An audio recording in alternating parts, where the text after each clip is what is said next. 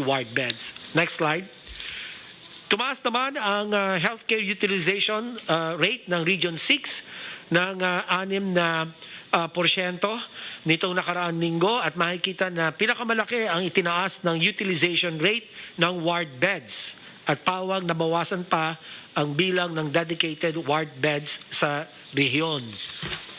At kaya minabutin po natin na nakikipag-ugnayan tayo sa mga local chief executives para ipaalala sa kanila pong mga ospital kasama ang local government hospitals at ang mga private hospitals na palawigin po ang kanilang COVID bed allocation from 20% to 30% para po sa mga private hospitals at para po naman sa mga ospital ng gobyerno from 30 to 50% para mas malaki po ang ating kapasidad at hindi po mabilaukan ang ating pong sistemang pang-ospital. Next slide. Maliban sa mga nabanggit na rehiyon, ang La Union, Tarlac, Cavite, Rizal, Puerto Princesa City at Benguet ay kasalukuyan may high or critical risk ICU utilization rate habang ang Agusan del Sur ay may high risk HCUR. At dahil sa nakikita natin pagtaas ng utilization rate, lalo na sa mga rehiyon at areas na nabanggit, muli namin binibigyan din ang kahalagahan ng paglalaan na sapat na kama at mechanical ventilators para sa ating COVID-19 patients. Napaka-importante po na atin sundin ang minimum health system capacity standards. Yan po ang akin na binanggit na kailangan itaas po ang COVID bed allocation. At ganun din po, sapat sa ganitong pamamaraan ay matutugunan natin ang mga kaso at mapapababa natin ang utilization rate sa mga rehiyon. Lastly, Mr. President, sa kabuuan po, can we have the last slide? Ito ang atin pong mga pangunahin mensahe ngayong linggo. Una, patuloy na nagpaplateau ang ating mga kaso dahil sa mabagal na pagbaba ng mga kaso sa NCR. Nagpapalato ang mga kaso sa plus areas, rest of Luzon and Mindanao, at ang pagtaas ng mga kaso sa Visayas ay binabantayan din po natin. Ikalawa, nakasalalay sa atin pagpapatupad ng ating prevention, detection, isolation, treatment, reintegration, and vaccination strategies kung patuloy na bababa o tataas ang mga kaso.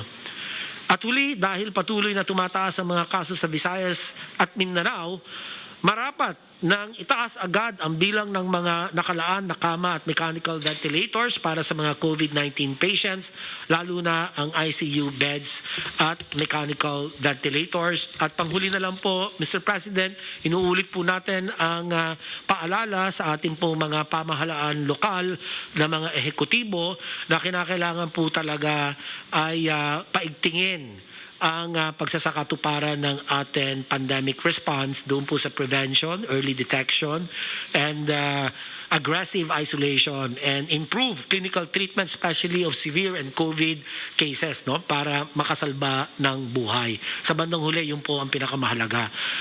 Mapaliit natin ang bilang ng mga pumapanaw at ipagpatuloy po natin ang lahat ng mga napatunayan ng mga pagtugon sa pandemic COVID-19. So ito po ang pinakahuling bahagi ng aking ulat, Mr. President. Maraming salamat at ako po ay handa ng sumagot sa inyo pong mga katanungan. Salamat po. Maraming salamat sa iyo, Secretary Duque. Sani, hindi mo na kailangan. Tapos ka na. Tapos ka na, huwag mo salita. Hindi pa po. Go ahead. Okay. Mr. President, the DOF is always asked two questions. Number one, do we have enough money for the COVID vaccines? Number two, are we borrowing too much money? So, yan po ang laging question sa amin. Let's tackle number two first. Are we borrowing too much money? So we want to show ho na from 2019, which was a normal year, our total revenues was, that is the last normal year, our total revenues was 3.14 trillion pesos. Bumabaho yan to 2020 to 2.86 trillion lang. And our estimate for 2021 is 2.88. On the other, yung expenditures natin tumaas. From 2019, we spent only 3.8 trillion. However, because of the COVID, 2020, we spent 4.23 trillion. And 2021, we are expecting to spend 4.7 trillion. So ang difference is what we call the deficit, increased from 666 million, nag-double ho to 1.37 trillion in 2020, and then it went up almost 3 times from 2019. We estimate our deficit is now 1.86 trillion. As a percentage of GDP, this is 3.4% in 2019, 7.6% in 2020, and 9.3% we estimate in 2021. Now, what did we do? We had to borrow money because bumaba nga yung humina nga yung economy natin kasi mga lockdowns, tapos bumaba pa yung collections natin kasi humina ang business. So our borrowings went up from 1 trillion to 2.7 trillion in 2020 and will be around 3.1 trillion in 2021. However, this is now as a percentage of GDP, 30.96% in 2019. It became 54.5% in 2020, and then it's 58.7% in 2021. Ngayon, of course, the debt level has increased, but we know it is temporary. It is not a permanent. It is not a permanent situation. Once we open the economy, our revenues will go back. And once we beat COVID, our expenditures for COVID are also going to go down. So we're going to become normal again, probably in 2022, probably in 2023. We are going to become normal like 2019, where our deficit is much lower. Swerte na lang ho tayo. Not swerte, but because of your tax reforms, Mr. President, our credit rating has been very, very strong, and it has not been downgraded.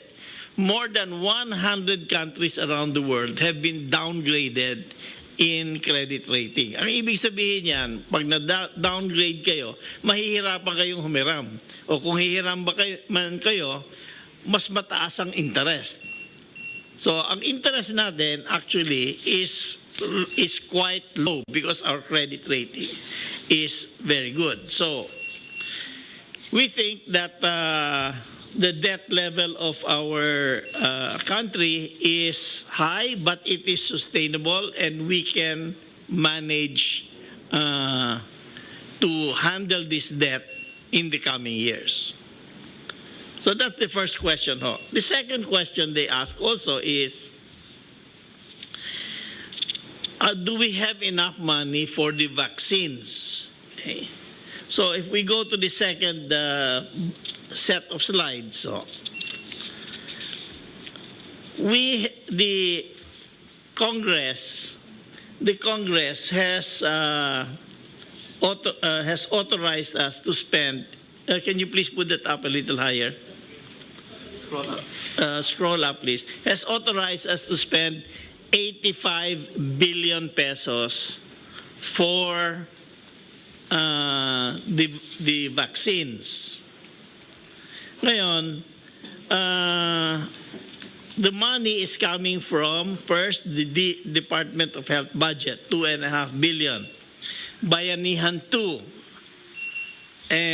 is 10 billion. So that is 12.5 billion. That is from our General Appropriations Act. From ODA financing, in other words, we borrowed from World Bank, Asian Development Bank, and Asian Infrastructure Bank, we borrowed a total of 58.5 billion pesos. 23.9 from World Bank, 20.3 from Asian Development Bank, and 14.3 from Asian Infrastructure Bank. Okay. Other financing we're sourcing is up to 11.5 billion, and contingency funds probably another 2.5. But the total so far is we have 85 billion. Now the money is there. So we have enough to buy, for 85 billion pesos, we can buy 140 million doses of vaccines, okay? Now, 140 million doses of vaccines can vaccinate 70 million Filipinos. Now, 70 million Filipinos is the entire adult population. So we have enough money to vaccinate the entire adult population. Now, if we have to vaccinate children from 12 to 15, I don't know if that's authorized already, from 12 to 15. The Pfizer, 12 to 15, Sinovac, 12 to 17. Yeah, we estimate that will cost another 20 billion pesos, but we have enough reserves to cover that amount of money. So we have enough. Sapat po yung pera natin para sa vaccination. So we don't have to worry. The money is there, and we will certainly be able to vaccinate in the entire adult population, plus the teenagers who are, I think, around 15 million, right? Around 15 million Filipinos. So total 85 million Filipinos. Anything else, Ani? Yeah, that's it. Thank you. Let's go to Secretary Galvez.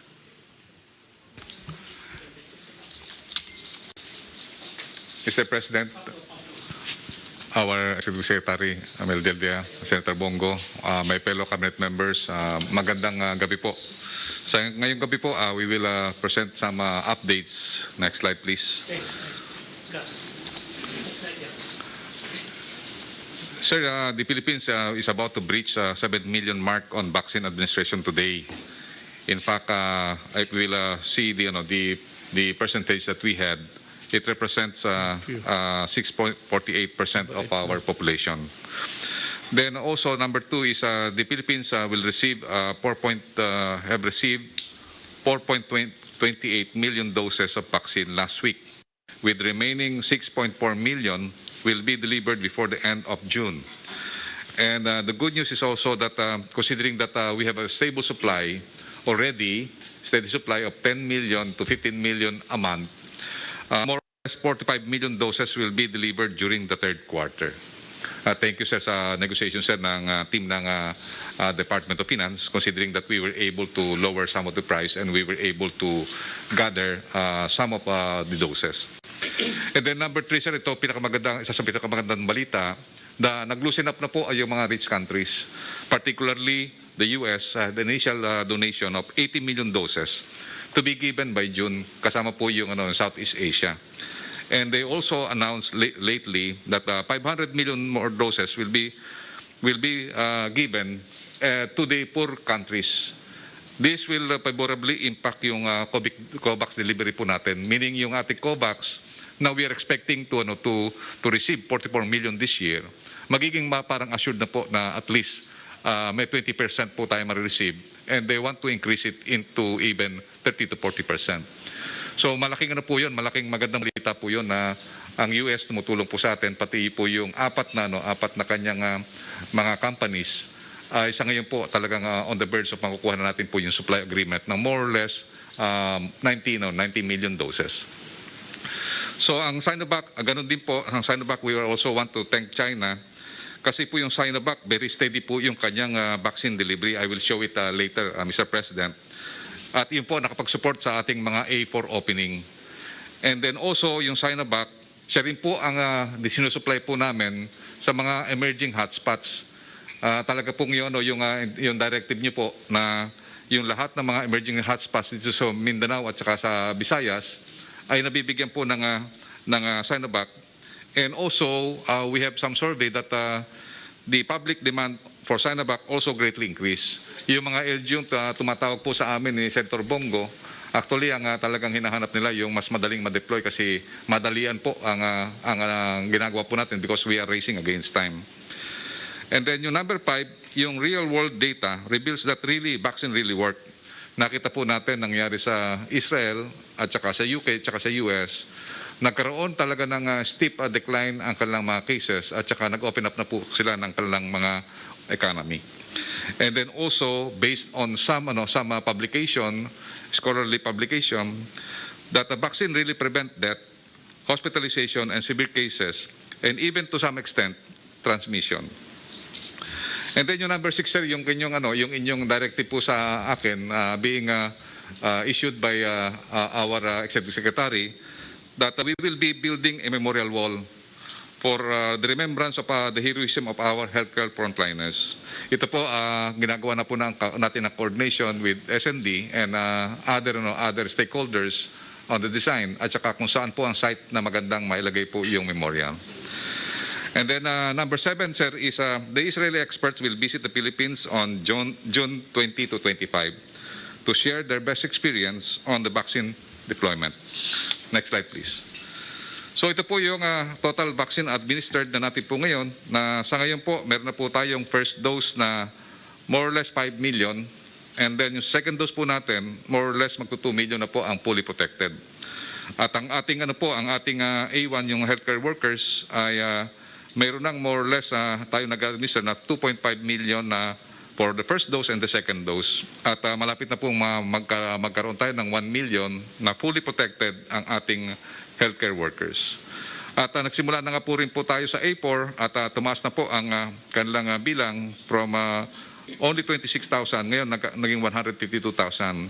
This is also a confidence na pagka once na nabakunahan po natin ang karamihan ng A4, the opening up of the economy will be a consequential effect of this. Sa ngayon po, meron na po tayong 12,705,870 na vaccine na na-receive at meron po tayong nasa buffer stocks na po natin ngayon na nakadeploy na po sa iba-ibang mga vaccination center. May 5,757,321. Ang ating gusto po, Mr. President, ito pong total vaccines na nasa stock po natin ay kailangan maging 10 million para tuloy-tuloy po yung ating vaccination sa buong bansa. Next slide, please. Sir, sa ngayon po, ang Pilipinas ay number 31st all around the 98 countries globally who are administering the vaccine. Out of 47 countries sa Asia, tayo po ay number 13 at nanatili po tayong second sa ASEAN in terms of administering the jobs or yung tinatawag nating total jobs administered since the start of the vaccination. Next slide, please. Sir, ito po ang mga doses na matatanggap natin this coming week of June and also on July. Nakatanggap na po tayo ng 8,329,000 from February to May. Ngayon po, ngayong June, nakatanggap na po tayo ng 4,376,820 at makakatanggap pa po tayo ng 6.4 million. Mula sa Sinovac, magkakaroon po tayo ng delivery na 1.5 million. Kasama na po ito yung 500,000. Ito po yung order po ng Chinese-Filipino Chambers of Commerce at saka po yung ating 1 million. And then sa June 24, another 1 million. And then ang 1.5 na remaining ay darating po sa end of June. Ang Moderna po ay darating po ng June 25, 250,000, 55,000 po. Dito po ay ang private sector. Ang AstraZeneca ng COVAX ay darating po more or less sa third or fourth week ng June. And then inasahan po natin yung component 2 ng Sputnik ay darating po sa 150,000. At nagkausap na rin po kami sa embahada ng US na ang donation ng US ay most likely darating din po ng June. Yun po ang inaantay po natin. Malaki po ang may tutulong po nito. Ito pwede po nating ibigay po pro rata sa ating mga different provinces. Sa July, meron tayong matatanggap na another 4.5 million pero pwede po nating increase to ng 5.5. We are still negotiating na ma-increase po natin. And then COVAX, we are expecting another 4 million. Moderna, tataas na po ng 1 million at darating na po ang order galing Thailand na AstraZeneca plant, 1.17 million at another Sputnik na inaano po natin na tumaas ng 1 million. So sa July po, maasahan po natin na magkaroon po tayo ng 11,670,000 ang ating pong doses na matatanggap. Next slide please. So ito po yung mga magandang balita na talagang ang mga rich countries are now easing up yung tinatawag na na-reach nila yung tinatawag na inflection point or yung tinatawag nating turning point na talagang mas mataas ang kanilang supply kaysa sa demand. So ngayon nakikita po natin nag-i-ease up na sila ng kanilang mga doses and even G7 scale up yung 500,000 na binigay ng US to 1 billion doses. So ang implication po nito, marami pong makakatanggap na developing countries at saka yung mga poor countries na sa COVAX at yun po ay nakita po natin, naasahan po natin na baka po yung 4 million natin na nakukuha sa COVAX ay tumaas po at maging 6 million or even higher per quarter. Next slide please. So ito po ang real world data na magaganda ang mga feedback sa ating mga portfolio, yun sa Sinovac, maganda ang study niya sa Brazil at saka po doon sa study ng Indonesia.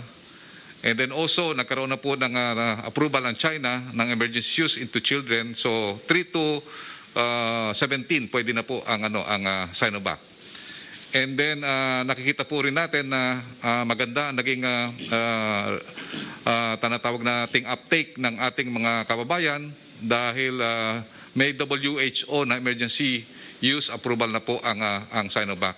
So most likely ito po matatanggap na po kung ating sa mga OFW at least meron na pong stringent authority na approve na po ang Sinovac.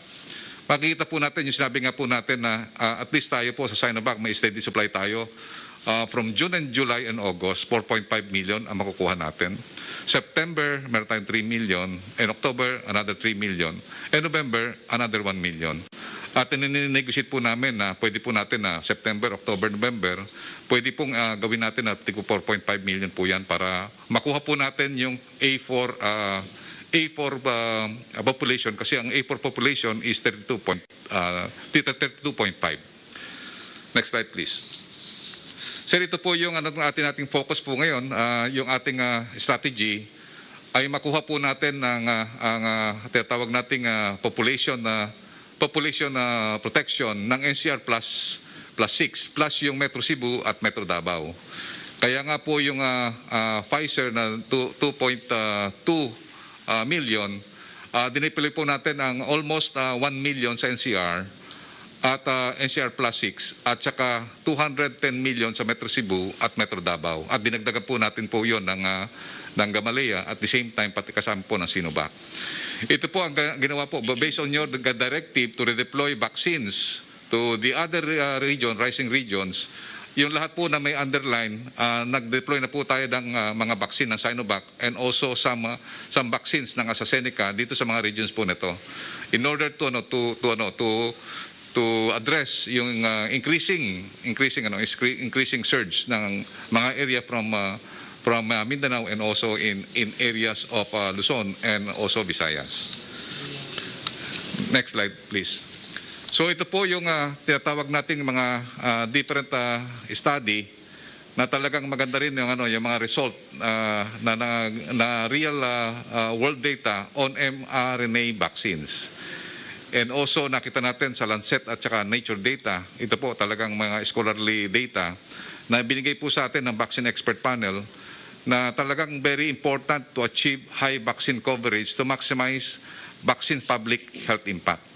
Nakita po natin pagka nakuha po natin yung 30% threshold ay magpaplato na po ang cases at pagka 50% ay bababa na po ang cases.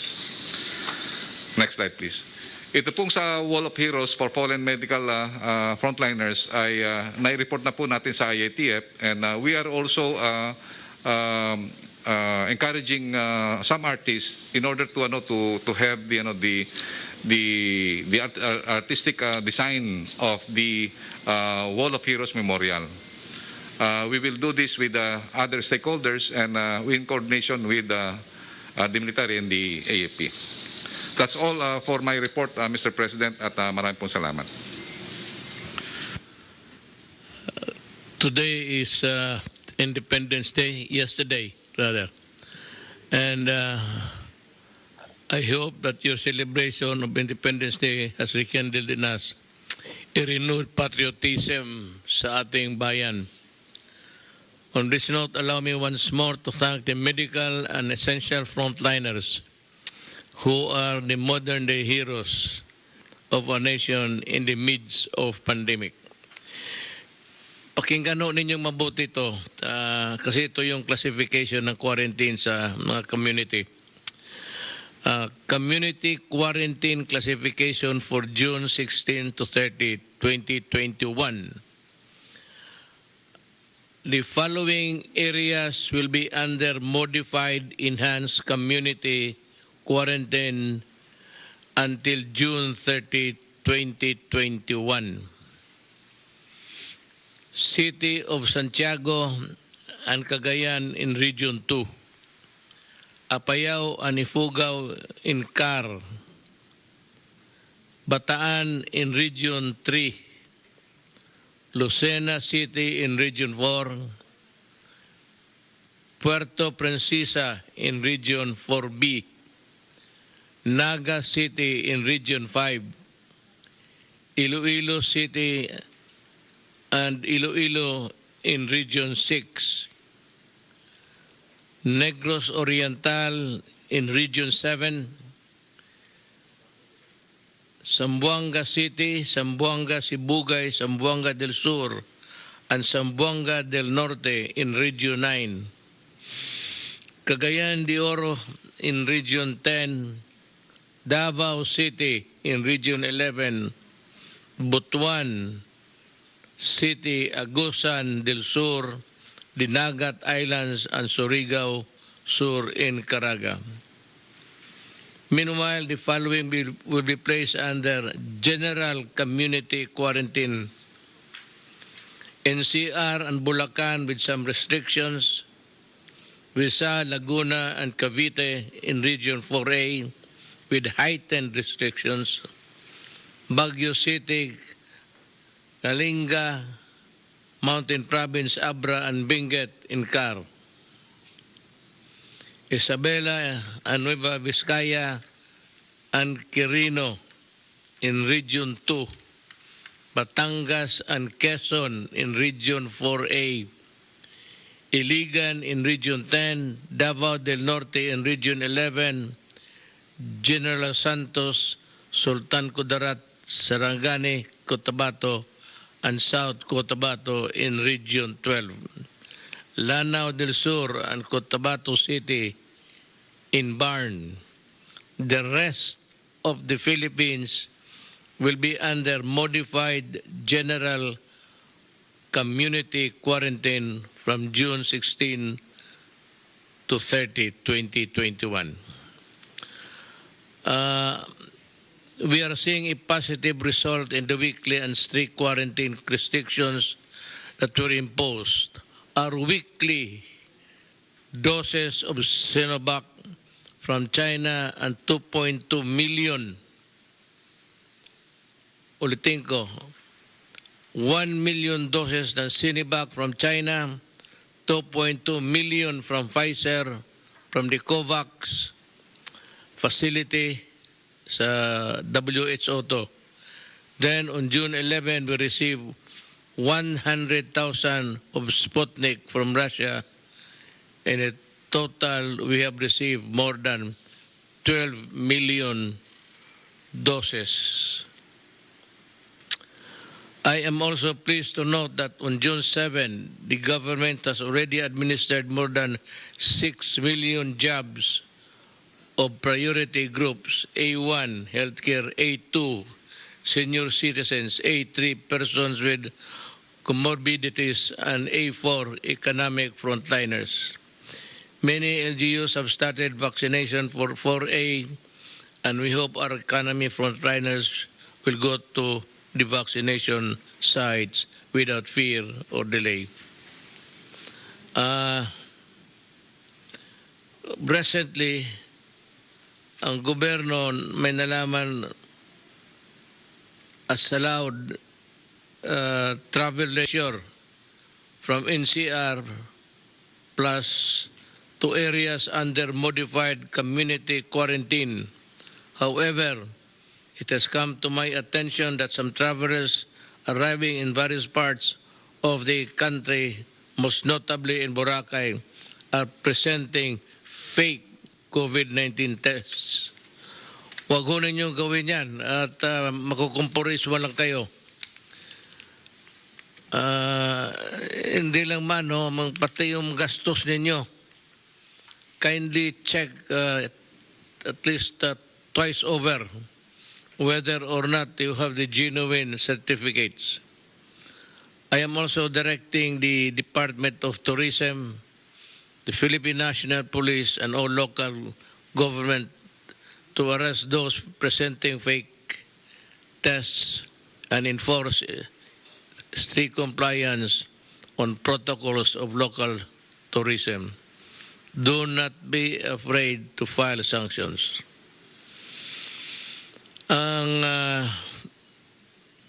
Mayroon ding dumating sa akin na balita na 86 persons so far tested positive after going to a food distribution activity in Barangay Matandang, Balara, Quezon City more than 2 weeks ago.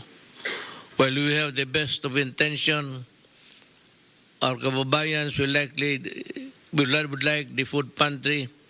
We must ensure that these activities will not go out of control and become super spreader events. Alam mo, wala mang question itong pantry scheme. As a matter of fact, I salute the people behind this and those who originated it. Ang ano lang kasi sila, ang nagkulang sila, and maybe I use the ignorant because they are ignorant of the prohibition imposed by law, not by me. Hindi siguro ninyo nabasa, pero kung sa totohanan lang, if it's a matter of assessing whether or not you are doing good, you are doing super good. Saludo ako at maganda yung konsensya ninyo sa kapwa-tao ninyo. But please, read the restriction first. Gaya nitong mga lugar na hindi ka mapuntahan, tapos pupunta kayo doon, or whatever. Or you go there to maggawa ng pantry service to the people. See to it that the regulations are complied with. Kaya kung talagang magka-crowding yan, super spreader yan. Mag-i-spread na naman. Wala nang katapusan. Just like, you know, we are better off than the other countries. Yung iba, ang Japan, mayroon na naman silang spike. I think Malaysia is also suffering from a resurgence. I don't know what kind of wave is that. But we are of no exception. Hindi ba sasabihin mo, hindi tayo. As a matter of fact, yung gustong malaman talaga ang sitwasyon ng COVID ng Pilipinas at vis-a-vis COVID Philippines, basa muna kayo ang tignan ninyo how the contamination is hard to control. Pabalik-balik na lang yan sila dyan. They have the spike, then they can put it under control, then they go into a lockdown, babalik na naman. So, unless and until everybody is really vaccinated, wag na muna tayong I know that you want to go out. I know that you are itching to travel. But please, kung may panahon lang ng may ibang panahon lang na magawa mo yan, do it at some other time.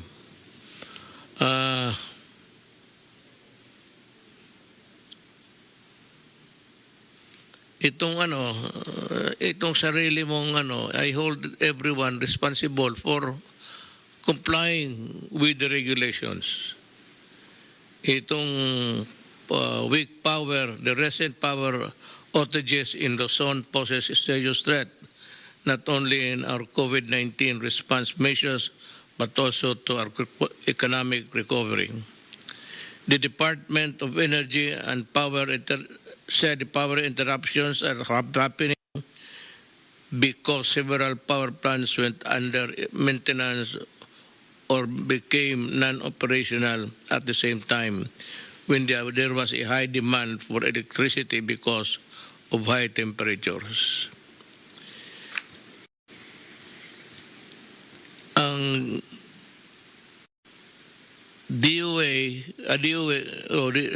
Department of Energy has called upon the National Grid Corporation of the Philippines to comply with its obligation to provide sufficient levels of ancillary services and power reserves.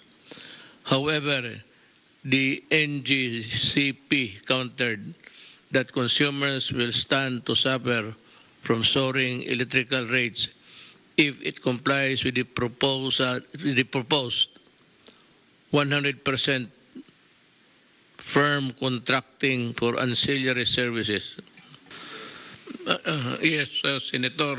Napansin Go. ko lang po, Secretary Galvez, di ba nung Marso, nung bumalik tayo sa ECQ, wala pa yung mga bakuna, paparating pa lang. Yung problema ng NCR ngayon, pero nung binuhusan niya na ng bakuna rito sa NCR Plus, kita niyo po nag-stabilize ngayon, hindi na napupuno yung mga hospital. Yun po nakikita ko rin pong problema sa Visayas at saka ngayon sa Mindanao.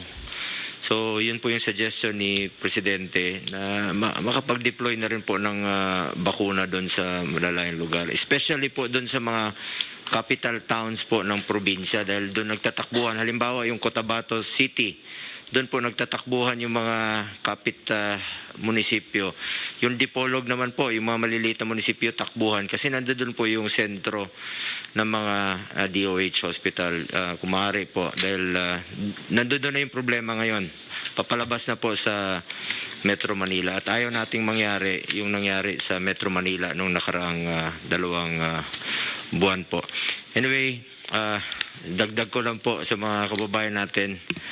Sabi nga ni Secretary Duque kanina, magpabakuna po kayo kung gusto nyo makalabas ng pamamahay ninyo. Tingnan nyo po yung mga senior citizens, pinayagan na po makalabas dahil naka 2 doses na po sila.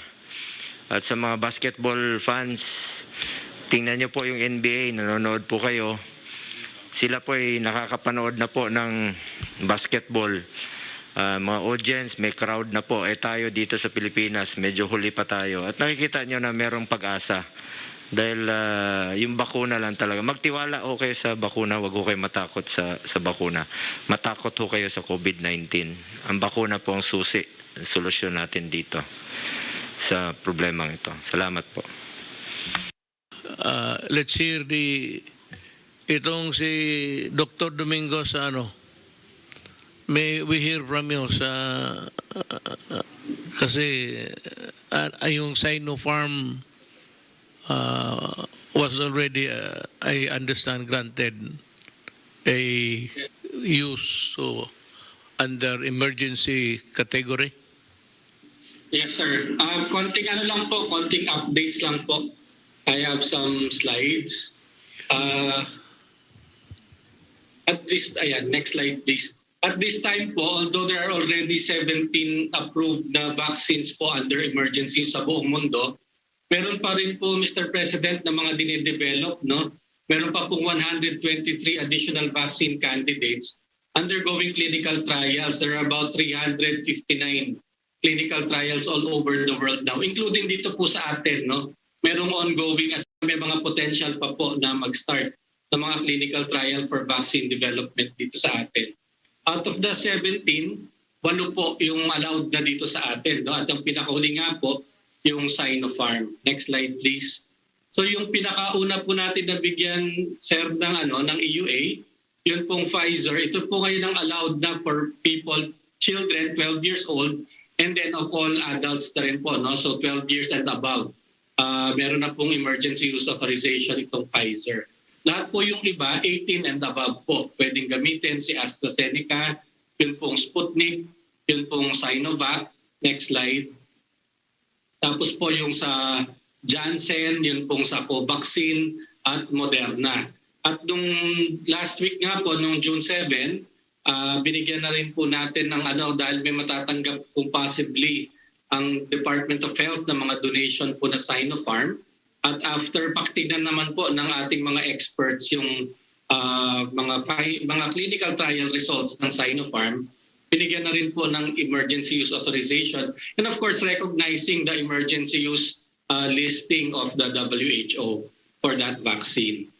Ang pinakahuli pong bakuna na possibly bibilhin po kasama sa basket nila Secretary Galvez towards the end of the year, fourth quarter, ay yung Novavax. Lumabas po kahapon at saka kaninang umaga preliminary data ng Novavax, and it seems to be a very encouraging data, at maganda po ang mukhang very robust po yung information at maganda ang resulta ng kanilang mga clinical trials, although fina-finalize pa po ito at ipapublish pa lamang, no? Pero nakikita po ng efficacy rate niya is above 90%, no? Very comparable to the other vaccines that have been earlier approved. Dito po sa atin sa Pilipinas, sa Philippine FDA, nagsulat na rin po the other day ang Novavax, signifying their intention to apply for an emergency use authorization. And in fact, they already sent some of the clinical trial results to us. At inaaral na po ito ngayon ng ating mga experts kahit po hindi pa sila officially nag-a-apply. Para kapag po nag-submit na talaga sila ng mga dokumento, mas mapapabilis. And ang nakikita po natin, ang prevision po natin ito, possibly baka po by fourth quarter, makakakuha na rin po siya ng EUA sa US, sa India, sa UK, and dito po sa atin mag-a-apply na rin po siguro sila by siguro po July or August. Next slide please. So as for information lang po, sir, sa Pilipinas po ngayon we have 3 approved clinical trials for vaccines that are ongoing. Pero meron pa pong nag-a-apply na mga iba, no? Meron pa pong 3 under process na mga vaccines din po na possible na dinidevelop in the future from China and from Australia. At mukhang meron pa pong mga nagtatanong, no, na iba pong mga vaccines that are going to our vaccine expert panel. So tuloy-tuloy po ang development, and our scientists and our doctors are really helping in this global effort, not only to develop vaccines but also to test and complete clinical trials for therapeutics para po sa mga gamot kontra sa COVID. In fact, as of today, meron na pong 25 na clinical trial na na-approve ang FDA na ongoing dito sa atin. Meron po rito mga local trials na sa atin lamang, pero meron mga multi-country trials. Meron pong herbal products katulad po ng lagundi tsaka ng tawa-tawa. Meron pong anti-inflammatory, meron pong hormone katulad po ng melatonin. And then some antivirals, antibiotics, convalescent plasma, at yung mga bago po ngayong class of drugs, the antibodies. So all of the workforce naman po ng ating mga scientists at saka mga doktor ay tumutulong din sa global effort towards developing and identifying therapeutics for COVID-19. Yan lang po, sir. May Maraming salamat. tanong ako. How about the ivermectin? Ano yan? Yung ivermectin po, Nawala na sa passing. ano po ang yung pong clinical trial ng DOST, ang schedule po nila ay magsa-start po this month. Ngayon pong June, para po maumpisahan na nila yung kanilang trial, yung pong inutos nyo. Alam mo, hindi naman sa pang ano, but there are a lot of credible people, doctors at that, at maraming civilian na they swear by their father's grave na yung ivermectin na yan is doing good to their bodies while they are suffering from COVID. Yung reported that the following day nakatindig na sila. And you know, as kagaya ko, pareho man tayo, as a lawyer, as a doctor, we have to exercise the greatest of the diligence of a good father of a family. Yung talagang pinaka-istriktong daanan ng before giving it to the public. But I'm just telling you that a lot of people doon sa probinsya ganun, maraming nagsasabi sa akin gumaling sila pagkatapos itong inumin nila itong bakuna sa para saan yung yawa na yan? Bulate. Pati bulate dali. So is that the deworming? Yes, sir. Yes, sir. It's an anti-parasitic preparation for dogs and cats, animals in general. And it is also sa human naman for a particular worm or parasite, onchocerciasis. Tama ba yun, DG Eric? It is indicated. Onchocercaria at strongyloides. Pero ngayon po, Mr. President, meron na rin naman pong FDA-approved na human preparation ng ivermectin dito sa Pilipinas. Meron na rin po tayong pinayagan na ibenta at human grade po talaga ito. At meron pa pong mga ibang kumpanya na nag-a-apply din po at undergoing evaluation right now.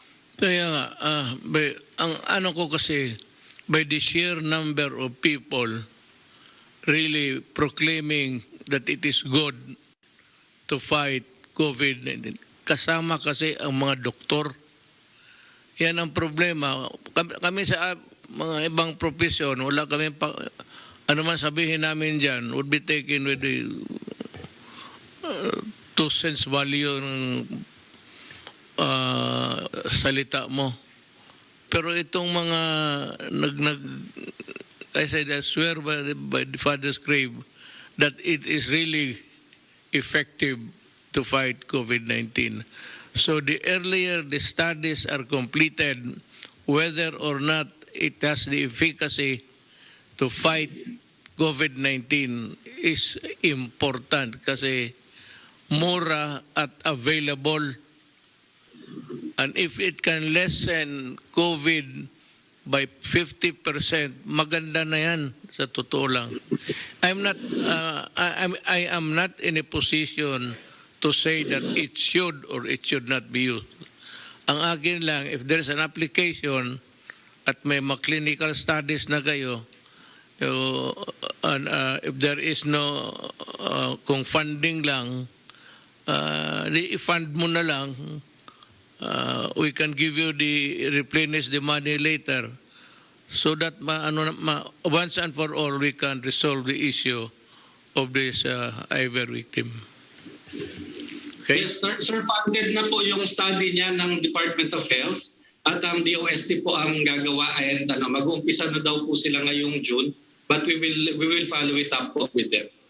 No, that is a very encouraging statement.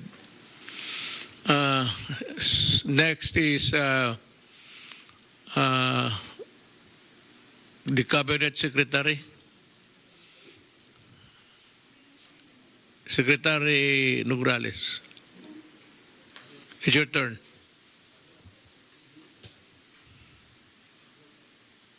Good evening. Magandang gabi, Mr. President. Yeah. Sa ating mga kababayan, kay Senator Bongo, happy birthday. Kay ES Medjaldea at sa mga kasamaan ko sa gabinete. Tuloy-tuloy pa rin yung trabaho ng inyong IATF on Zero Hunger or yung Task Force Zero Hunger na binuo nyo, Mr. President. At ang binabantayan natin ngayon sa aspeto ng kagutuman at malnutrition, kabahagi yung pagbantay natin sa food safety and accessibility. So dito muna sa food safety na ginagawa ng inyong pamahalaan kasama yung mga tanggapan ng DTI, DOST, DSWD, Department of Agriculture, DOH, DAR, DNR, DILG at ang ating tanggapan. Ito pong research and development projects, 4 na po yung nakumpleto para sa appropriate technologies and services to combat malnutrition. At yung proficiency testing at testing of food quality and safety ng mga processed meat, powdered concentrate, and ground nuts.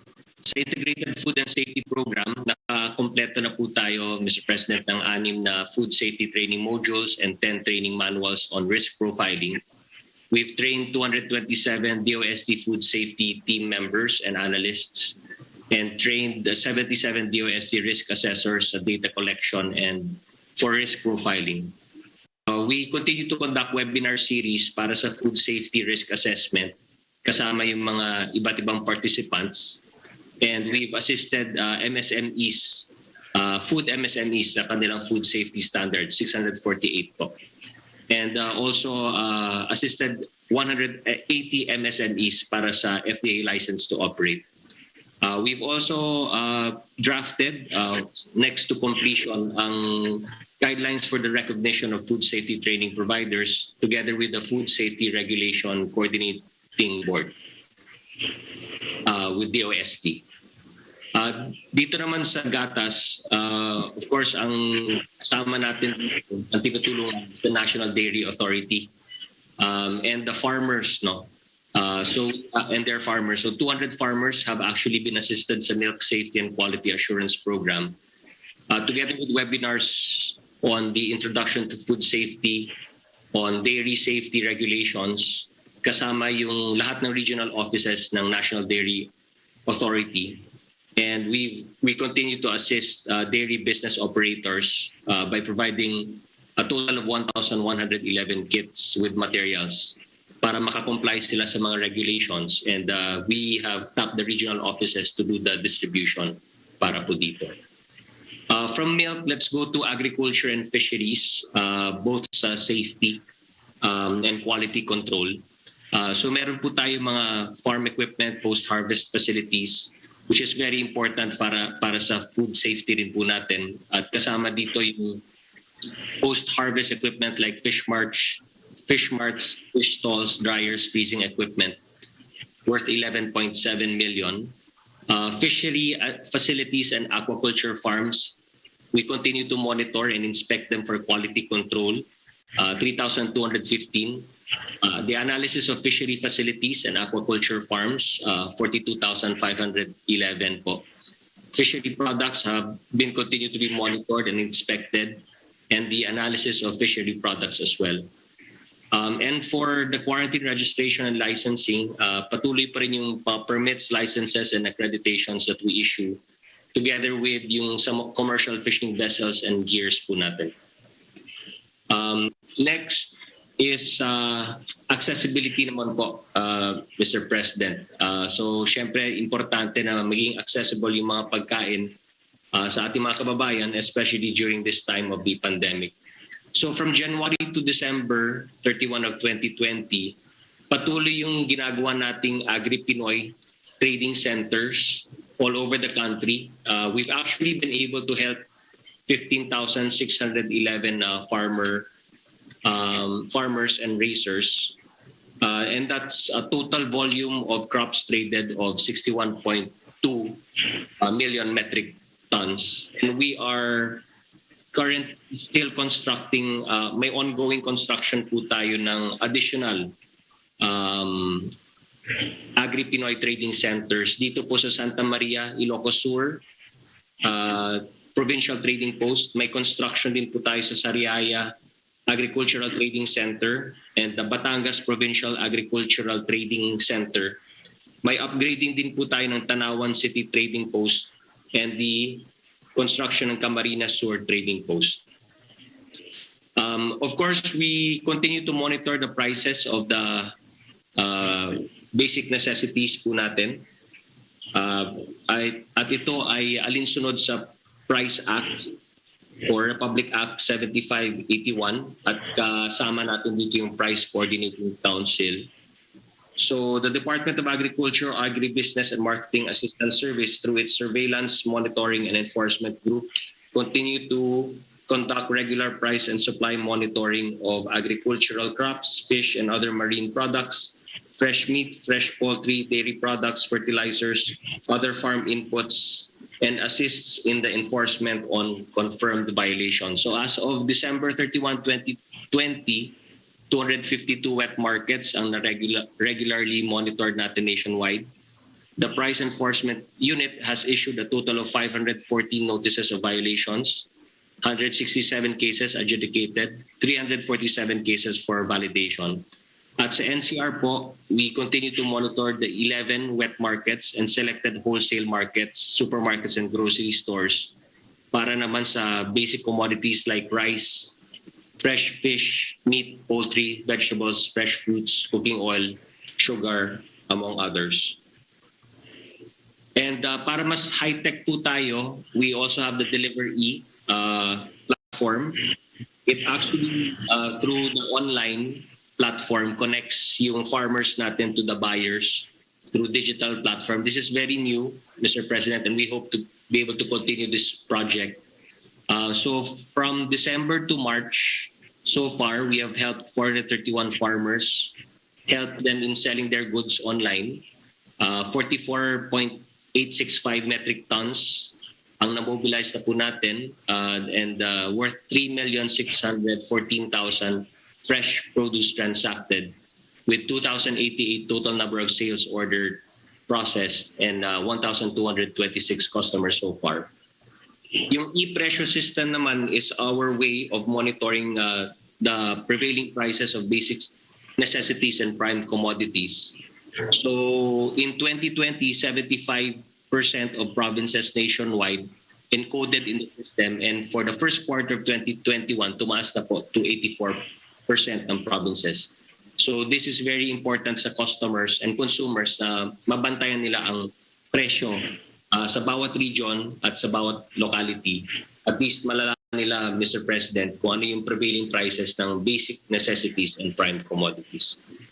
Yun lang po, Mr. President. Tuloy pa rin yung tao namin sa task force. Thank you, Secretary Nograles. Secretary Anyo? Magandang gabi po, Mr. President, Executive Secretary Major Dea, Senator Bongo, happy birthday, fellow servants and workers in the government. Maikling ulat lang po ito. Please put my slide.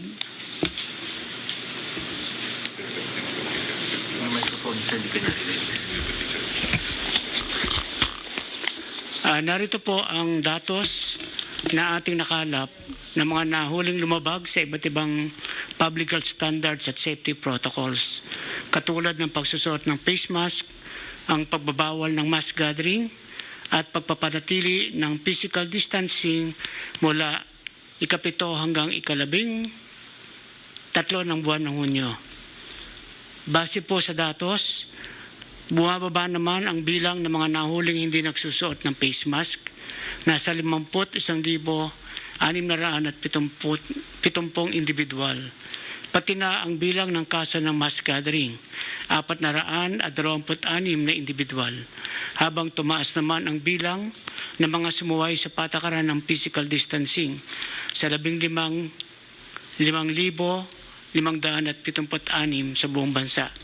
Kinasuhan po natin dito ay umabot na 2,417. Sa datos naman po na nakalap natin ngayon, hanggang ika-14 ng araw ng Hunyo, may mga naiulat na insidente ng mass gathering sa rehiyon ng Calabarzon, Central Visayas at sa Cordillera Admin Region. Base sa ating nakalap na report, ang mga punong barangay ng Barangay Matabungkay sa Lian, Batangas, Barangay Kasambagan sa Cebu City, at Barangay San Mariano sa Santa Marcela, Apayao, ang napabilang sa listahan ng mga local chief executives na kasalukuyang iniimbestigahan. Sa mga naiulat na violations ng nakaraang linggo, mayroon naman tayong updates na patuloy na pag-usad ng mga reklamong inihain labang sa mga opisyal ng barangay sa Barangay Matiktik, Norsagaray, Bulacan, Barangay Campotao, Cebu City, Barangay 171 ng Caloocan City, Barangay San Jose, Navotas City, at Barangay 181 at 182 ng Tondo, Manila. Next slide, please. Patuloy ang pagsusumikap ng ating mga LGUs sa pagbuo ng kanilang emergency operation centers, barangay health emergency response teams, at quarantine facilities upang mapaigting ang kanilang kakayahang makontrol ang pagkalat ng COVID-19 sa bansa. Patuloy din ang pagbubuo ng ating LGUs ng kanilang protocols for management of COVID infections, vaccination action plans, at ng master list ng mga priority at eligible groups sa kanilang nasasakupan. Sa tala ng lahat ng LGU sa buong bansa, may 32,804,000 at 33 mga Pilipino mula Category A1 hanggang Category C na ang nairehistro ng LGU sa master list, at ito ay nakahanda ng mabakunahan. Inaasa nating lalaki pa ang bilang na ito habang dumarami rin ang bilang ng mga Pilipinong nagpaparehistro para mapasama sa listahan ng mga nababakunahan sa mga darating na araw. Sa kampanya naman po ng illegal na droga, sa ating patuloy na kampanya, sa datos na nakalap ng ating pambansang kapulisan at ng iba pang mga ahensya, 32 mga drug personalities ang kusang sumuko sa mga otoridad mula ika-6 hanggang ika-13 buwan ng Hunyo. Umabot din sa 1,075 ang ginawang anti-illegal drug operations ng ating kapulisan at ibang mga ahensya. Sa mga ginawang anti-illegal drug operations na ito, mayroong naitalang 1,576 na mga drug personalities na naaresto habang 12 mga personalidad naman ang naitalang namatay sa gitna ng mga operasyon ng ating anti-illegal drug units. Bigyan ko lang po ng emphasize ang naganap na magkahiwalay na operasyon kahapon, June 13. Ito po ay naganap sa Imus, Cavite, alas 4 ng hapon, na kung saan ang ating PIDEA at iba't ibang units ng Philippine National Police at ng ISAP at NICA ay nagsagawa ng bypass operation na kung saan isang Chinese national sa pangalang Man Kwok Wong alias Jose Baluyot Wong ang nahuli at nakakumpiska ng 117 kilos of shabu. Ang halaga po nito ay 775,600,000 piso ang halaga ng shabu. At the same day po, isa ring operasyon sa Baclaran, Parañaque, alas 3:30 ng hapon. Isa ring Chinese national ang nahuli. Ang pangalan ay Si Sun Chen. At dito po ay nakakuha ng 37 kilos na nakakahalaga ng 257,800,000 piso. Kapag po pinagsama natin itong nakuhang halaga na ito ay abot na 1,053,400,000 or 1.05 billion. So sa kabuuan po, ang ating nakuha sa loob lang ng isang linggo ay 1.2 billion pesos na pinagsamang shabu at marijuana. At lalo pa namin paigtingin ang operasyon sa kontra ng illegal na droga. Panguli po, naalis po natin paalalahanan na para tayo dumating sa ating tinatawag na normal, ang dapat na ating lahat ng kababayan ay sumunod sa health standard at protocols. Ang ating mga otoridad ay magpatupad ng lahat ng batas at ordinansa sa buong bansa at ang wastong pagsasagawa ng PDITR strategy ng ating mga LGUs at ang tuloy-tuloy at mabilis na pagbabakuna. Ito po ang mga susi parang bumalik tayo sa normal na buhay at mabuksan ng tuluyan ng ating ekonomiya.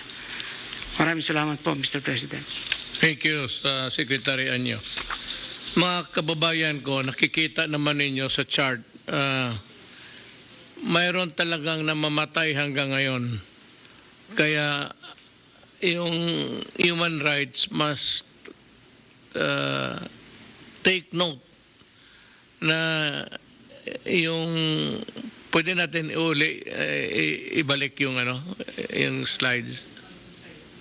Pabalik yung slide. Para to sa mga tao na ayaw maniwala ng may namatay na mga tao in the prosecution of the drug war.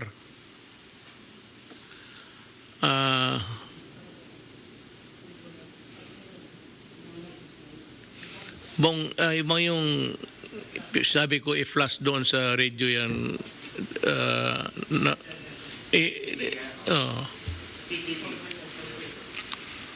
kita mo naman may patay pero kita mo yung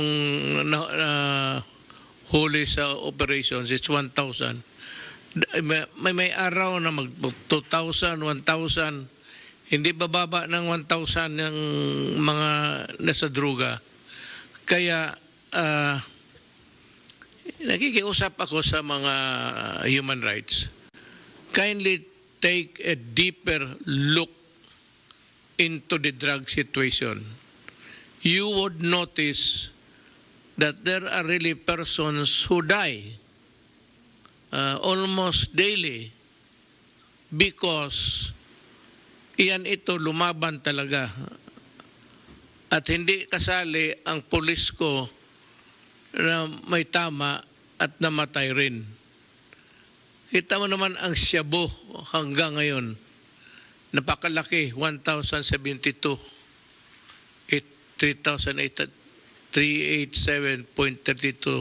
grams or estimated value of 1 billion plus. Kita mo namang negosyo na yan. Nakikita na ninyo ang negosyo. Kaya kung ayaw ninyong tumulong, huwag na kayong magsige takot dyan na takot-takutin yung mga pulis na demanda, opening of records. Hindi nga pwede yung open yan pamamakita ninyo, baka makita ninyo yung pangalan ninyo, kayo pala ang nagbibigay ng mga impormasyon sa pulis. That is why we cannot show it. You might find your name there.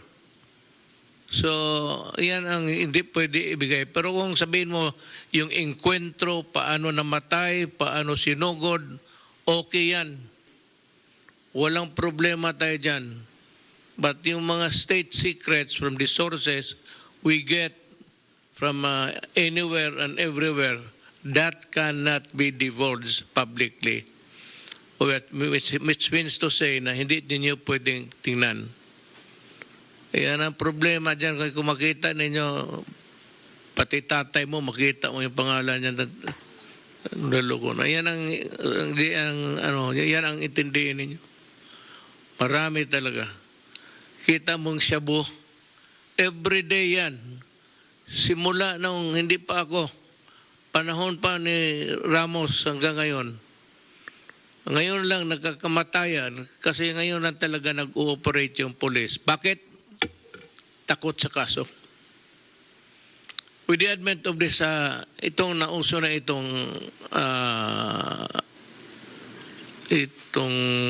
human rights investigation.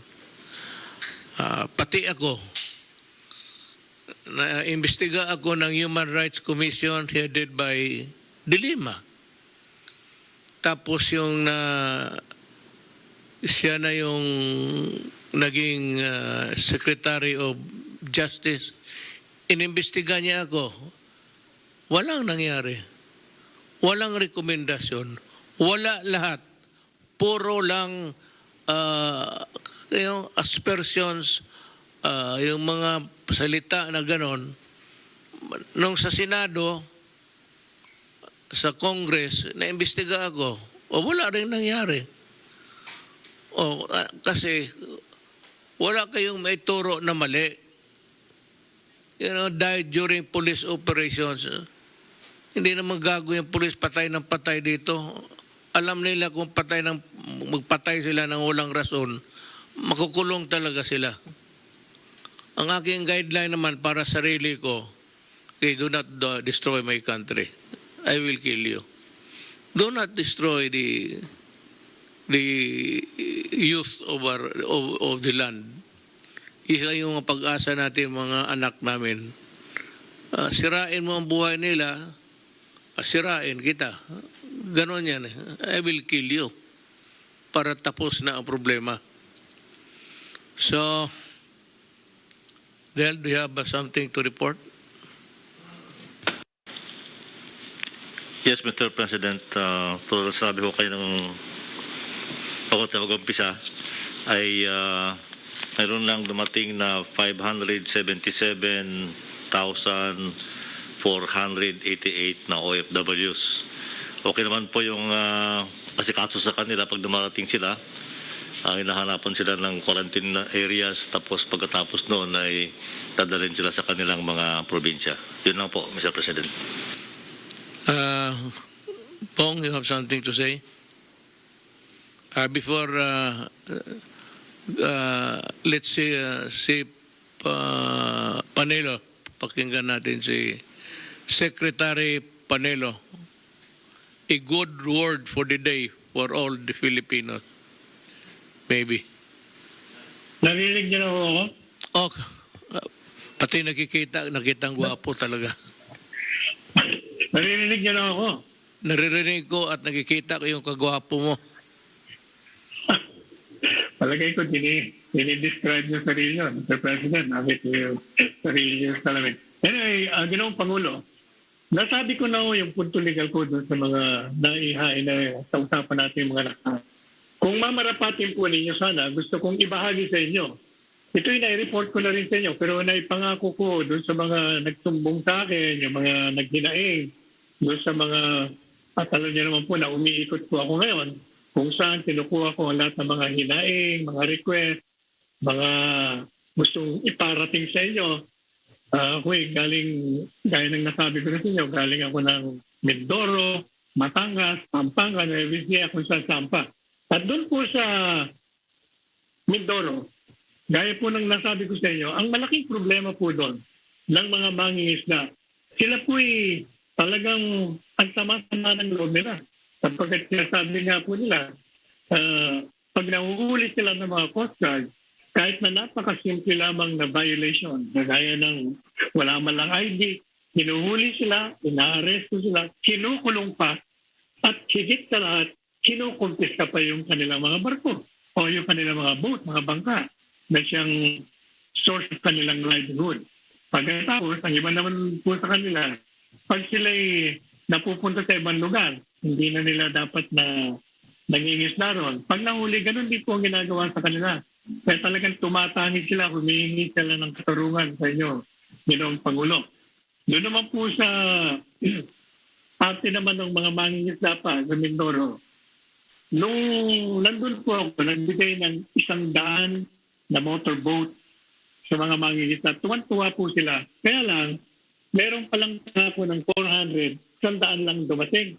At yun daw po 300 dumarating kasi yung 32 million pesos hindi na i-release. Yan daw ang pambili. Kaya nga tinawagan ko yung Secretary Dad. Sabi naman ng Secretary Dad, dapat yung doon sa regional office. Madali sabi, basta pinaparating ko lang po sa inyo yung mga hinaing nila. Sa barangay, mga kapitan naman po, yung nakausap niya doon sa Puerto Galera. Kaya ang problema naman po nila, ng una, yun yung reklamo nila na wala silang bakuna. Walang dumarating. At yun naman may nangakailangang paumanin sa kanila. Talagang inuuna natin yung mga may manlulubang dami ng bilang ng mga COVID. Inuuna yun. Kaya naunawaan naman po nila yun. Pagkatapos, humingi rin po na Ngayon sa kanila, napakaliit naman daw ng tinatanggap nila. 6,000, 5,000. Eh sila naman daw po, ginagawa nila lahat ng trabaho nila. Sila yung mga nasa frontline. Eh kung maaari naman po daw, dagdagan.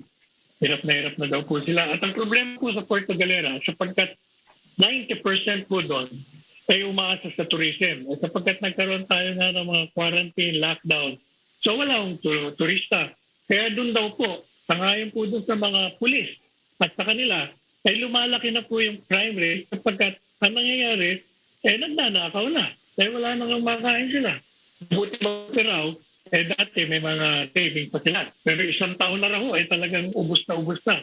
Kaya ang gusto po nila, kung maaari daw, luwagan natin para daw yung mga turista makapasok at makabalik na. Yung mga negosyo nila ron, yung mga trabaho ng kanilang mga personnel. At the same time, yun naman daw, nakikiusap din sila. Kung maaaring unahin naman daw, bangunahin yung mga namamangka na nagdadala ng turista sapagkat sila daw ang, kumbaga, nasa frontline din. So, tapos, meron pa pong problema yung mga taga Mindoro. Yun daw pong irrigation. Naku, hirap na hirap daw. Pag summer, talagang walang patubig na dumarating sa kanila. Kung maaari daw, gawa ng paraan yung irrigation para yung kanilang mga farm ay magkaroon ng tubig. And one of the most problematic na pinoproblema po nila na nirereklamo, yun daw pong baha sapagkat wala daw pong itinatayo dahil ilang taon na raw programa yan pero hindi naman daw po natutuloy, ilang administrasyon na. Kaya kung maaari daw po sa administrasyon nyo, magtayo naman sila ng dike. Tinawagan ko lang po si Secretary Villar, binidyo ko to. Siya naman ay nangako, bigyan lang daw siya ng mga project proposal. So, tapos ito naman pong yung binigay ko rin po sa inyong problema, yung mga taga-Payatas, yung mga taga-Holy Spirit. Kung matatanda po ninyo, marami nakatira sa kanila sa ilalim ng tulay, sa mga estero. At hindi po ba, pautos na ninyo, itong si GM ng housing na si June Calada, dinala kagad ang nagbigay naman ng mga housing unit sapagkat meron naman tayo. At ito po sa Payatas, ganun din ang hinihingi nila. Ang dami mo nga talagang problema. Tuwa-tuwa nga sila nung nabigyan nyo ng mga housing unit yung mga iba. At kung maaari naman daw, sila din sana dyan sa Holy Spirit, sa Payatas, sa Silangan. Now, ito pong mga senior citizens. Naku, humingi din po ng kung po pwede raw, dagdagan yung mga senior citizens. Ito bang, hindi mo kayo marinig, Mr. President. ito bang sinasabi mong nakatira sa ilalim ng tulay, are they willing to be relocated?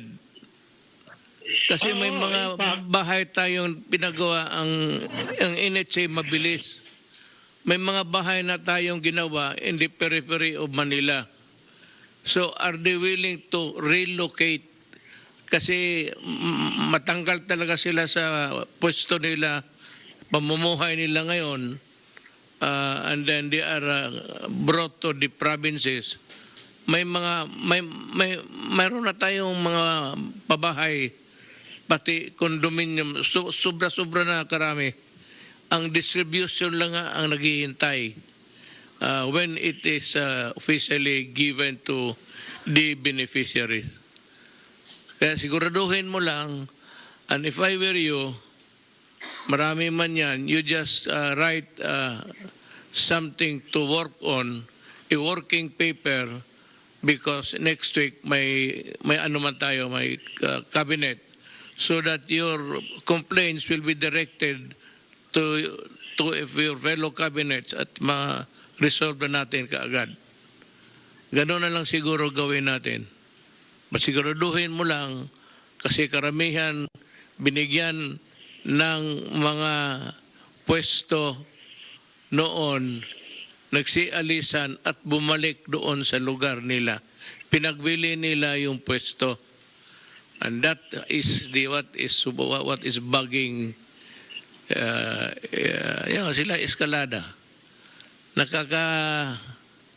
It makes you sad na meron sila tapos iwanan nila, babalik sila doon sa pwesto nila.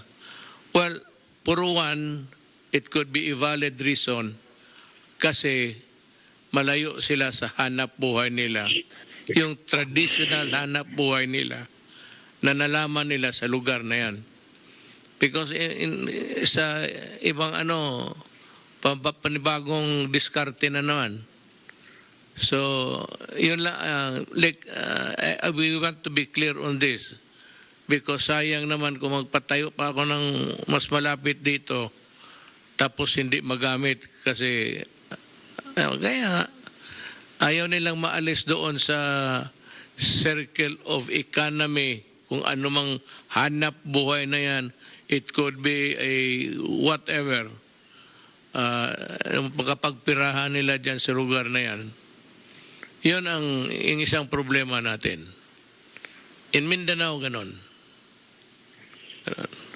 Ang natumitira lang na nakita ko na talagang tinatanggap nila ang bagong buhay nila ay yung mga NPA na nag-surrender. At meron na kasi akong ready. May ready kondo para sa kanila. It's not really a condo in the sense na it's something more of a matirahan lang na bahay. Pareho noong inagaw ng kadamay nung sa Bulacan para sa sundalo. Sinabi ko na sa mga sundalo, total Pilipino man rin yan, maawa tayo. Bigay na lang ninyo para walang gulo. Gawain ko na lang kayo ng bago. So, mas maganda. Para ng panluwag puso sa mga sundalo na ginawa para sa kanila tapos ibibigay at sa huli ibibigay pala doon sa mga Pilipino rin yan eh. Kung gusto nila, baski inagaw nila itong mga kadamay, ang ayaw ko dyan sa kadamay, yung nininegosyo nila. They are making, yung leaders nila are making kung alam mo na, yung dapat patayin talaga, yun yung nag-i-udyok sa mga tao sa pupunta doon. And then they start collecting and, pagpaalis ka dito, kunin niya, ibigay niya sa iba. And they're making a business heyday of what government has done for them. Yun ang akin. Yes, sir. Pero Pangulo, yung pong sinasabi niyo tungkol doon sa mga informal settlers, kung willing silang mailipat, yun po ay umuuna po sila ron. In fact, si GM John Calada, marami na pong dinala ron at tinignan na yung mga housing unit. Kaya po sila ngayon pumapayag kasi ito pong sa housing units ay nasa San Jose del Monte at meron na pong connection doon yung mga train na madali silang makabalik sa kanilang mga pinagtatrabaho kung doon sila nakatira. Kaya wala nang problema ron. Kahit tuwan-tuwa nga sila na malapit lang yung mga housing units na paglilipatan nila. Now, gusto ko pong ibahagi lamang kasi talagang kinukulit ako dito kung pwede rin paratingin sa inyo. Yung pong mga barangay tanod, ako, nag-iiyakan ho dyan sa tondo kung saan ako nagpunta. Kung pwede na, Mr. President, bigyan niya naman daw sila na regular na allowance. At yung mga kakasya naman daw sa buhay nila, yan po ang sabi ng mga barangay tanod. Pati yung mga senior citizen. O yun ang mga reklamo nila. Okay. Then we go... Thank you, Mr. President. Salamat rin. Salamat po. We go to Secretary Roque. Mayor, magandang gabi po. Happy birthday, Senator Bongo, kay ES at sa ating mga kasama sa gabinete. Dalawa lang po yung aking sasabihin ngayon. Unang-una, bagamat in terms of population po, ay yung MECQ areas ay hindi kasing dami nung Metro Manila was under ECQ and MECQ dahil ang populasyon ng Metro Manila Plus is 23 million. Ito mga areas under MECQ po, ito ang parang record of sorts na pinakamadami so far na nadeklara under MECQ. Meron po tayong siyam na syudad at 12 mga probinsya under MECQ. So mababdihin ko lang po na i-remind yung mga areas neto, 9 cities and 12 provinces kung ano ang pupwede, anong hindi pupwede under MECQ with your permission po. Yes, go ahead. That would be helpful. Opo, sa MECQ, 50% po ang alfresco dining. Ang indoor dining po natin ay hanggang 10% lamang. Ang outdoor sports po natin, courts or venues, ay hanggang 50% lamang. Ang contact sports, scrimmages, games, or activities, hindi po allowed. Ang indoor sports, courts, or venues, hindi po allowed. Ang indoor visitor or tourist attractions, libraries, archives, museum, galleries, hindi po allowed. Ang outdoor tourist attractions, hindi po allowed. Ang venues for meetings, incentives, conferences, and exhibitions, not allowed po. At ang personal care services, gaya po ng mga beauty salons, barbershop, beauty parlors, and nail spas, hanggang 30% lamang po. Yan po ay sa MECQ. Now, marami pong areas ang nasa GCQ. Pero meron pong heightened restrictions na pinataw sa Rizal, Laguna at Cavite, at sa NCR at sa Bulacan po, meron lang konti pong restrictions. Pero sa GCQ po, ang rule po natin, at ito po ay applicable sa 4 na syudad at 20 na mga probinsya. Sa GCQ po na ordinaryo, yung indoor sports and venues po na hindi allowed under MECQ, 50% allowed po. Yung indoor tourist attractions natin ay 50% allowed. Yung venues for meetings, conferences, and exhibition ay 50% allowed. Yung personal care services, salons, parlors, beauty clinics, umakyat po to 50%. Yung outdoor tourist attractions ay 50% allowed. At yung indoor dining ay 50% allowed. Yung mga religious activities and wake services, weddings, baptism na sa MECQ po ay 10% lamang. 30% na po sa GCQ at ang LGU po pwede pong itaas hanggang 50%. Now, doon naman po para po sa lugar ng Rizal, Laguna, and Cavite, ang pagkakaiba po sa ordinaryong GCQ ay kakaunti lang naman po. No? Ang pagkakaiba po ay una-una, yung indoor dining po ay 30%, hindi po 50%. No? At yung mga religious activities, pareho din naman po. No? Sa pagkakaiba lang, yung indoor dining. At dito po sa Metro Manila at ang Laguna, dahil mas mababa pong GCQ yan, GCQ nga po siya pero binago lang po ng konti yung pagdating po sa mga gyms. No? Ang gyms po natin ay ang pinagkasunduan po ay 30% sa gyms pero po pwedeng additional 10% kung meron pong safety seal na tinatawag. So yun naman po yung at saka dun sa dine-in po sa Metro Manila ngayon ay ang indoor dining 30% po pero po pwedeng karagdagang 10% kapag meron pong safety seal. So yun lang po yung mga do's and don'ts dahil napakadami pong mga probinsya at mga syudad ngayon na nasa MECQ at nasa GCQ. Mga my countrymen,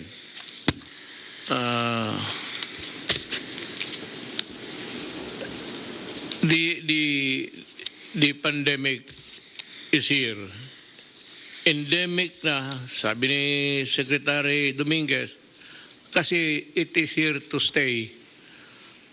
Just like any other, mga diphtheria noon, mga flu, kasi wala tayong namamatay kasi marami na sa atin na bakuna maliit pa. Kayong mga new generation, millennials, paglabas ninyo sa ospital, may bakuna na kayo. O kung sa bahay lang kayo pinanganak, merong roving na health officer na magbigay ng mga bakuna. Di bakuna sa liquid lang lagay lang sa bunganga. Pero kayong itong in face of the reality of death and the number na mamatay, ayaw pa ninyong mapagbakuna. Ay wala na akong ginawa na namin ang lahat. Sabi nga, pag nabili yung lahat ng bakuna, sobra. Kasi maraming tumatanggi. Ay nako. ulitin ko uli, pag hindi ka nagbakuna, mamatay ka talaga. So planuhin mo na yung buhay mo kung paano pagdating ng panahon. Pili ka ng kabaong o magpasunog ka. Magkanong bayaran mo at maghanap ka na ng pwesto sa semeteryo. Ganyan yan eh. Ayaw ninyo magpabakuna, patay kayo sigurado. Hindi kayo mabigyan, hindi man nato mabigyan ng mamahal na sabihin madala ka sa ospital. Mga mayaman, mabili lahat niya ng medisina kung mahal na mahal. Tayo, ang gobyerno, kung bibilihin natin yan, wala tayong pera. Kaya nga budgeted yan eh. Naka-budget yan. Dito nakalista lang yan kung anong gastusin natin. Labas dyan, wala tayong pera. Kung mapasok yan dyan sa mga contingency fund nga, pwede. Pero ngayon, sabihin ko na lang sa inyo, yung hindi magpabakuna o takot magpabakuna, babay na lang. At sa inyo, ayaw na. Yan na lang, yan ang dapat sa inyo. Babay. Ngayon, siguro nakasalita na lahat. May inihintay itong mga sa Bureau BIR.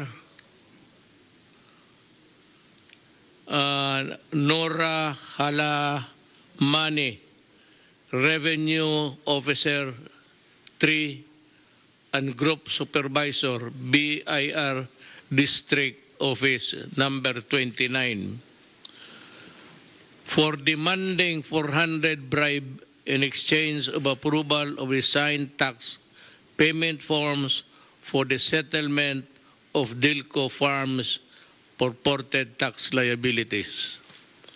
Yan, karamihan. Yung malaki, kunyari 10 million, sabihin na nila yan, o sige, bayad ka lang ng 7 million, yung 2 million akin, yung 5 milyones sa gobyerno. O balik ta rin. Minsan sabihin nila, yung 5 million amin, 2 million na lang sa gobyerno. Yan ang kaya ko binabasa yan. Sabi ninyo may corruption. May corruption talaga sa gobyerno. Yung mga empleyado doon matagal na. Halos 25 years, ikaw ang manghinayang. Kung sabihin ninyo corruption sa gobyerno, matagal na yan, noon pa yan. Nag-umpisa yan, hindi sa panahon ko. Kaya magdahan-dahan ng salita, pag sinabi ko ayaw ko ng corruption, pag inabutan ka, patay ka. Yan, okay lang maghingi-hingi ka. Pero oras dumating sa akin yan, tapos magsabi oo. Hindi ko na sabihin na tama ba at tama ba yung ginagawa mo, hindi. Tama yan. Pag mag-report ka sa akin, habulin kita. Abulais Ampa, Revenue Officer 3, BIR District Office, number 49.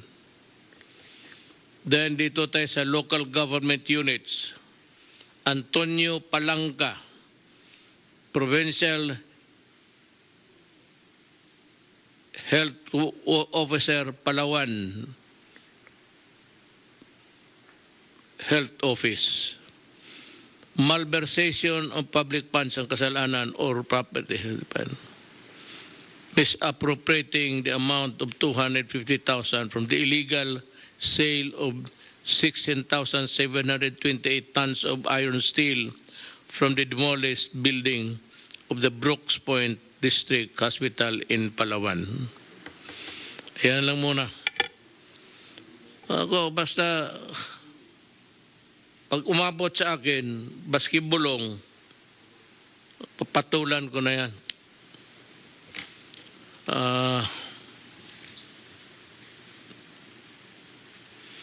Wala naman siguro. Meron pa bang gustong Yung ano mo, Sal, give us the working paper before the next. You can si Cabinet Secretary. Ibigay mo sa kanya para Yes, Mr. ma-distribute sa President, mga... we will do it. Okay. I said maybe that is all for tonight. And maraming salamat sa pakinig ninyo sa amin. At least you will learn more of your government.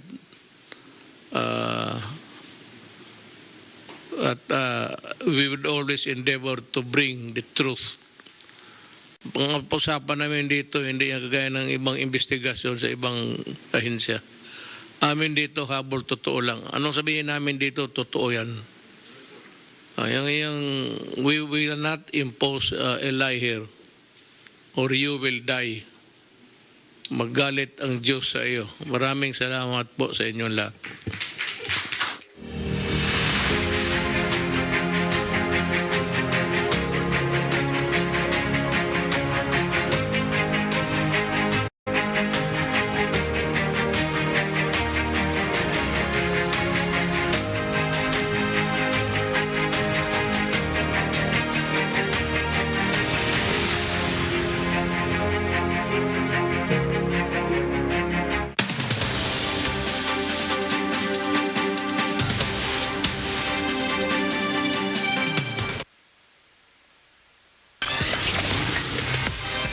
Okay, good evening to all our Lotto players. For those who missed our draws for today, June 14, 2021,